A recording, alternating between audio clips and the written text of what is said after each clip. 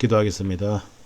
할렐루야. 하나님 아버지, 부족한 종의 입술을 여시니 감사합니다. 이 시간 이사야서 6장 말씀처럼 핀 수철 제 입술을 대사 정결케 하시고 이 시대를 향하신 주님의 안타깝고 급하신 심정을 대언하는데 부족함이 없게 하여 주시옵소서. 성령의 나타나심과 능력으로 전하기를 원하며 예수 그리스도 이름으로 기도합나이다. 아멘. 요한계시록 6장 이제 환란의 시작입니다. 6장에서는 흰말 탄 자, 붉은 말 탄 자, 검은 말 탄 자, 청황색 말 탄 자의 정체에 대해서 알아보고 죽임을 당한 영혼들이 제단 아래 있다는 의미와 이들은 왜 자신의 피를 신운해달라고 하는가, 그리고 하늘의 별들이 땅에 떨어져 있는데 그 의미는 진노의 큰 날은 어떤 날인가에 대해서 말씀드리도록 하겠습니다. 6장 1절 2절 시작. 내가 보매 어린 양이 7인 중에 하나를 떼시는 그때 내가 들으니 내 생물 중에 하나가 우리 소리같이 말하되 오라 하기로, 내가 이에 보니 흰말이 있는데 그 탄자가 활을 가졌고 멸류관을 받고 나가서 이기고 또 이기려고 하더라. 7인 인봉재앙, 즉 재앙을 인으로 봉해놓았다는 의미입니다. 6장은 말세의 재앙, 전체 환란의 대강을 보여주게 됩니다. 네가지 색깔의 말은 마지막 때, 환란 때죠. 세상을 지배하는 네가지 세력, 사상을 의미합니다. 스가랴서 6장에서도 똑같이 나오고 있죠. 첫 번째, 흰말과 그 탄자, 즉 흰말을 탔다는 것은 여기서 형식적으로는 믿음이 있는 행세를 한다는 그런 의미입니다. 환란 때 흰말 탄자의 의미는 첫째는 적그릇을 의미하죠. 성경에는 비슷한 그런 낱말들이 나오고 있습니다. 새끼 양과 흰말, 어린 양과 백말은 나오는데 새끼 양과 흰말 이렇게 연결되어 나올 때는 적그릇을 의미하는 것이고, 어린 양과 백만은 바로 예수 그리스도를 의미한다는 것을 꼭 기억하시기 바랍니다. 두 번째로 흰말과 그 탄자의 의미는 7년 환란 때 적그리스도와 함께 손을 잡는 이스라엘과 이를 이끌어가는 머리된 세력이죠. 제3성전을 완공하고 들어가 보니 거기에 멸망의 가증한 것이 서게 되죠. 즉 제3성전이 완공될 때까지 적그리스도와 연합하는 이스라엘과 그 머리된 세력을 의미한다고 볼 수가 있겠습니다. 그리고 세 번째는 현재 우리에게 오는 의미도 있습니다. 형식적인 육적인 믿음이 있는 성도들과 그 지도자를 의미한다고 볼 수가 있습니다. 이들은 예수 그리스도에 대한 믿음이 없으면서 몸만 교회에 왔다 갔다 하면서 자기들은 구원받는다고, 즉 흰말을 타고 있다고 착각하는 상태를 의미한다고 볼 수가 있겠습니다. 말은 성경에서 보통 권세와 위엄, 사상을 뜻하며 한편으로는 또 전쟁을 의미하기도 합니다. 그 탄자가 활을 가졌겠는데 활은 바로 분쟁과 싸움을 의미하죠. 주님은 활로 싸우시는 것이 아니죠. 늘 말씀인 검으로 싸우십니다. 흰말 탄자가 멸류관을 받고 했습니다. 여기서 멸류관은 머리가 되며 부와 명예와 권세가 주어진다는 의미죠.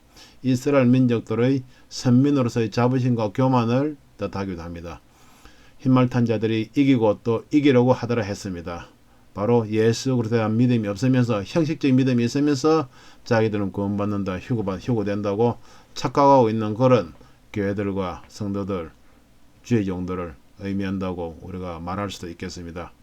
보다 직접적인 의미는 이스라엘 민족이 중동전쟁을 많이 이겨왔죠.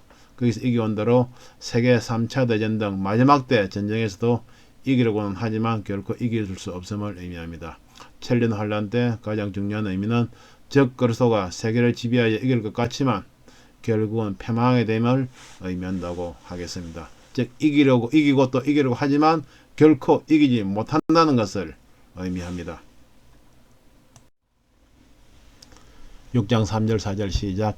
둘째 날 떼실 때 내가 들으니 둘째 생물이 말하되 오라 하더니 이에 붉은 다른 말이 나오더라. 그 탄자가 허락을 받아 땅에서 화평을 제하여 버리며 서로 죽이게 하고 또 큰 칼을 받았더라. 붉은 말은 피 흘림을 의미하는 것으로서 붉은 말이 나왔다는 것은 붉은 말과 그 탄자, 공산주의를 의미하죠. 공산주의 대대로 세계 역사상 피 흘림의 전쟁이 있어왔고 또 마지막 때도 공산주의자 붉은 말로 인한 그런 전쟁이 일어나게 될 것을 말하고 있습니다. 공산주의를 대표한다고 하는 것은 러시아를 보게 되면 소비에트 연방 페레스트로이카 이후 러시아와 독립국가 연합으로 분리되고, 그리고 러시아가 소련 핵무기를 물리받고 패권주의 부활을 지금 거의 완성했죠. 그리고 우크라이나 크림반도, 중동 분쟁 등을 통해서 세계 강자로 등장했습니다. 큰 칼을 받았다라 한 것은 칼은 전쟁, 싸움, 공산주의를 일으키는 큰 전쟁을 의미하죠. 러시아 등 이란과 이스라엘 사이의 싸움에 개입하면서 마지막 때 중동 전쟁 및 제3차 세계대전, 아마겟돈 전쟁으로 연결되어 나오는 모습을 우리가 에스겔 38장에서 볼 수가 있습니다. 그런데 붉은 말에는 우리가 성경적으로 역사적으로 깊은 그 의미의 뿌리가 있습니다.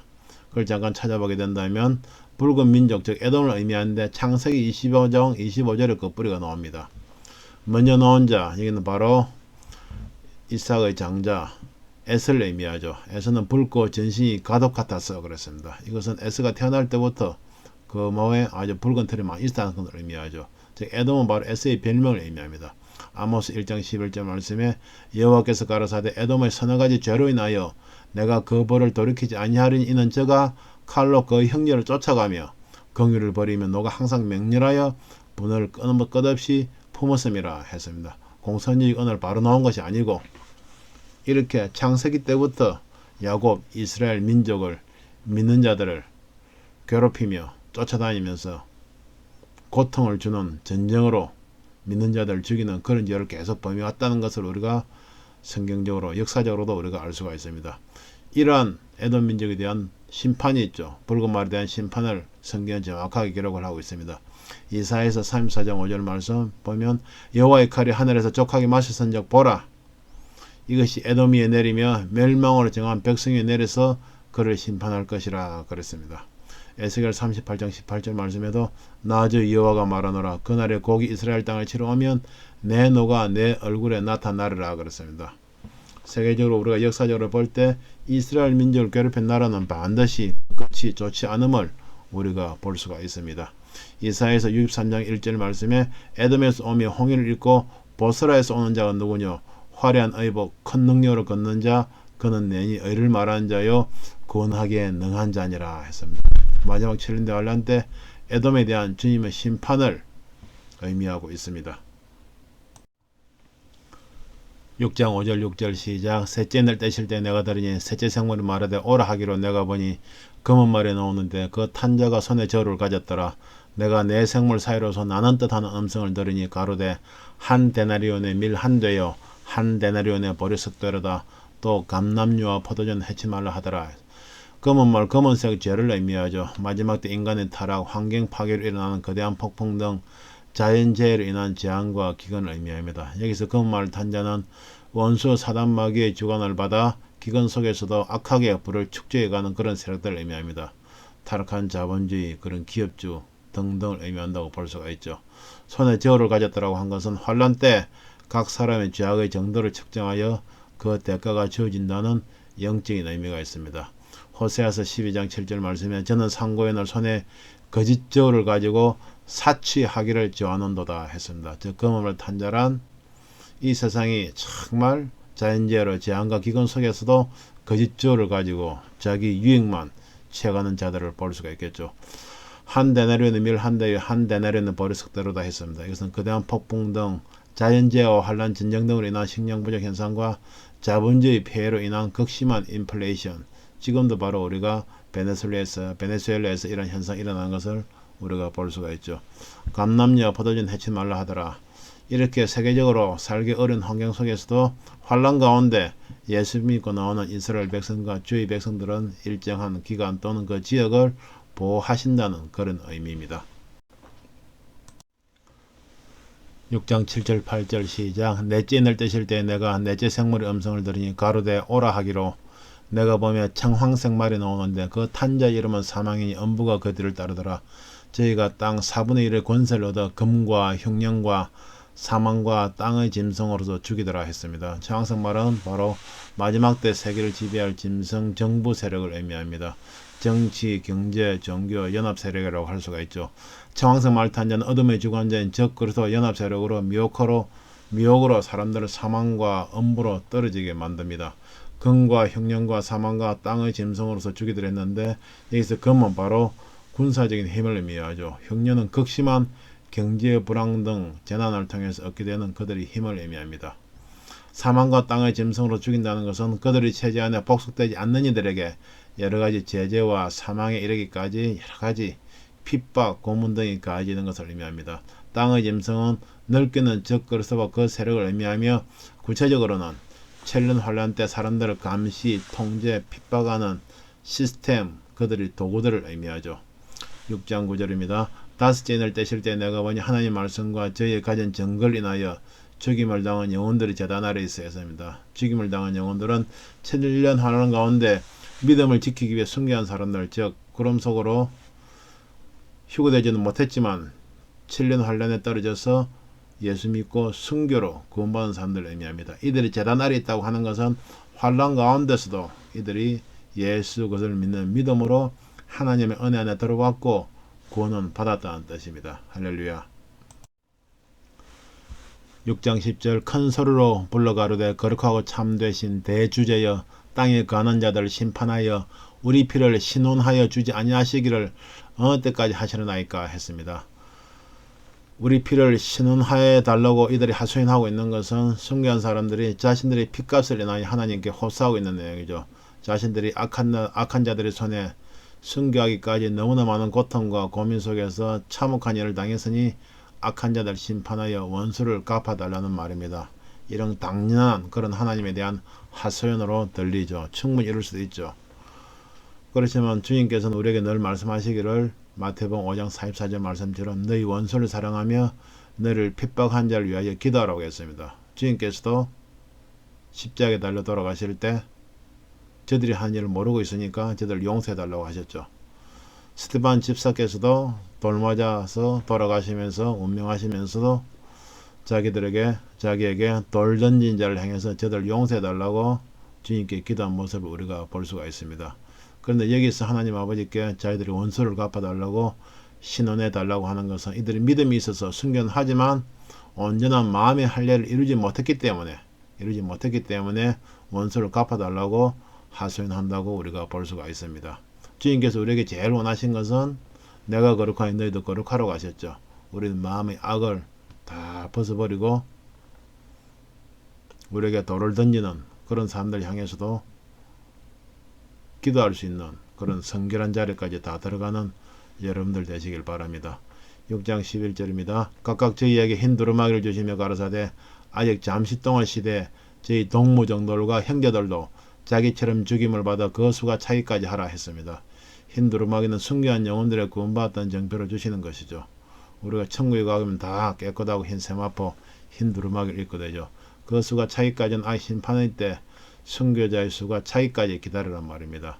6장 12절 내가 보니 여섯째 인을 떼실 때 큰 지진이 나며 해가 총담같이 검어지고 온 달이 피같이 되며 했습니다.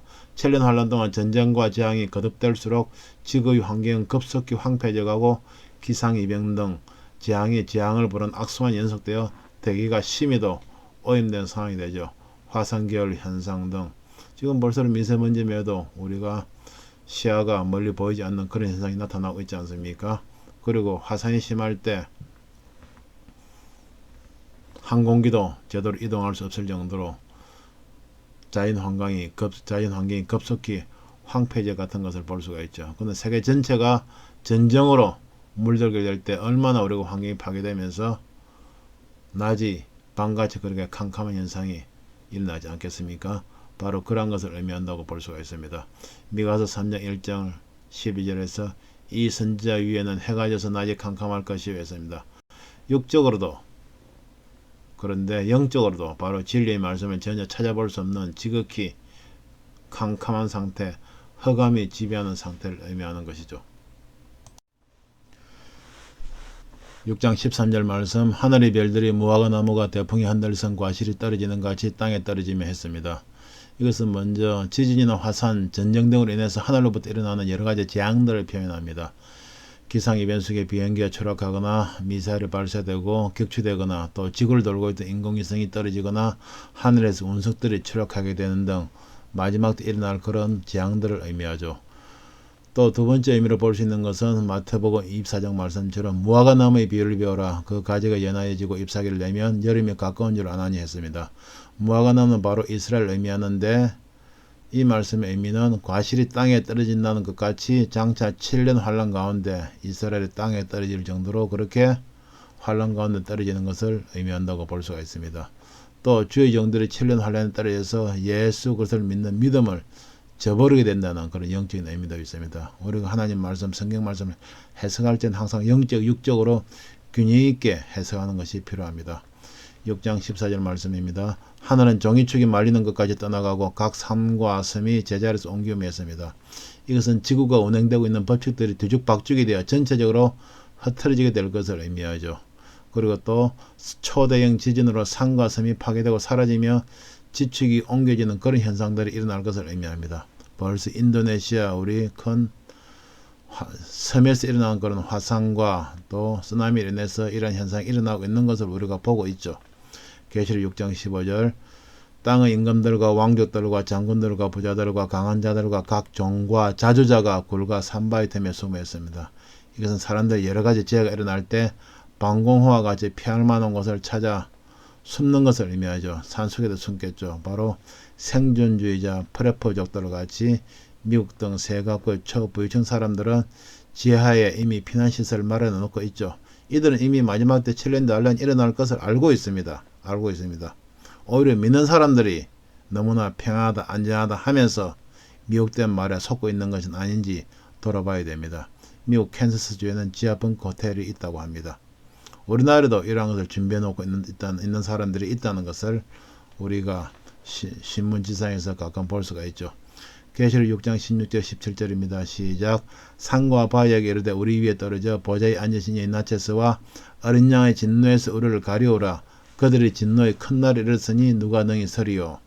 두려움으로 인해 산이나 바위 그 무엇이라도 자신들을 덮어 가려주기를 원하고 있는 모습이죠.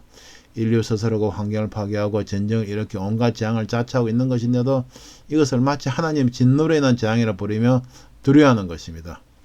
그렇지만 재난이 잠깐 잠잠해지면 또다시 나와서 자신들이 악을 계속 바라게 되는 그런 모습을 말하고 있습니다. 주님, 환란의 소식을 전하는 이 종의 마음이 이르도 무거운데 주님의 마음은 얼마나 안타까우신지요. 이 말씀을 듣는 이들은 한 사람도 환란 가운데 떨어지지 아니하도록 믿음을 부어주시옵소서. 이 말씀이 그들에게 생명이 되고 능력이 되게 하여 주시옵소서. 예수 그리스도 이름으로 기도합나이다. 아멘.